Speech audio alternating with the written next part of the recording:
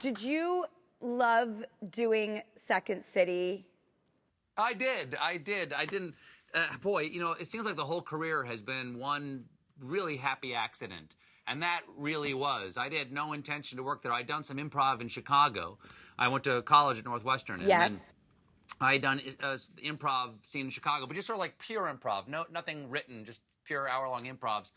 And a friend of mine was the box office manager. Ann Libera, lovely, lovely friend of mine who was working the box office manager.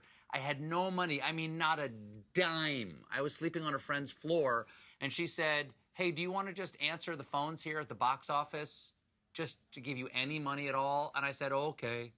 And so I answered the phones, and because I was working there, I could take improv classes for free with, you know, these other people. My same year, people were like, you know, Steve Carell and Amy Sedaris. Yeah. And we all got to be friends. And it's kind of this habitat for broken toys, like people who are all a little damaged, who have a safe place to go, like all show businesses, really. But it was this wonderful little oasis in Chicago when I didn't have any money or anything. I could always go in there and mooch a beer or steal a basket of cheese so I didn't, you know, have to starve that night. And every night you could go up and try to make something, as the old saying goes, something wonderful right away by improvising. And through that, I learned scene structure by turning the improvs into written sketches. And I made, you know, friends like Amy and Paul Dinello, friends for the rest of my life. My greatest friends and my oldest friends are from there. And I couldn't have loved it more. You've done comedy through Second City and a different variety of comedy through Colbert Report and a comedy through your show. When do you know it's okay and appropriate to be funny? Ooh, wow. That question at the end just came in and just caught me by surprise there at the end. That's not what I expected. That's the Drew Barrymore touch. Comedy's always appropriate unless you're making light of someone else's tragedy, because there's something about that, I think, that is sacred to that person, and you don't want to diminish their experience. So death is not a subject, or a tragedy, a death or a mortality or a tragedy in your life is not a subject for comedy.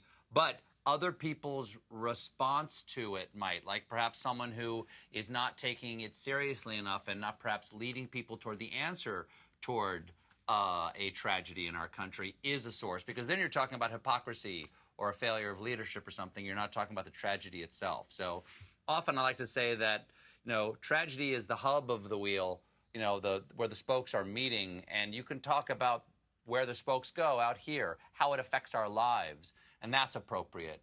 But the source, the hot spot of the tragedy itself, I think it's the best thing to do to leave that alone, because that's not respectful to the people who are actually living that experience. You know how and when and where to lead us into the light and humor, and where to be sacred. Are we still talking about Chris Evans?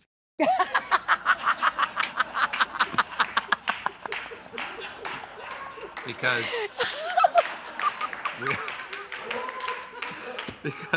you know, that's, you know, when to share and when not to share is what we learned about that. And light and darkness, because I believe it was a black and white photograph. Very the so very chiaroscuro classy. of the wiener. Yeah. That's why I love you. Thank you. Thank you for gracing our show with your presence. I don't think there are pom-poms large enough on this globe that I hold and do this for you. Thank you.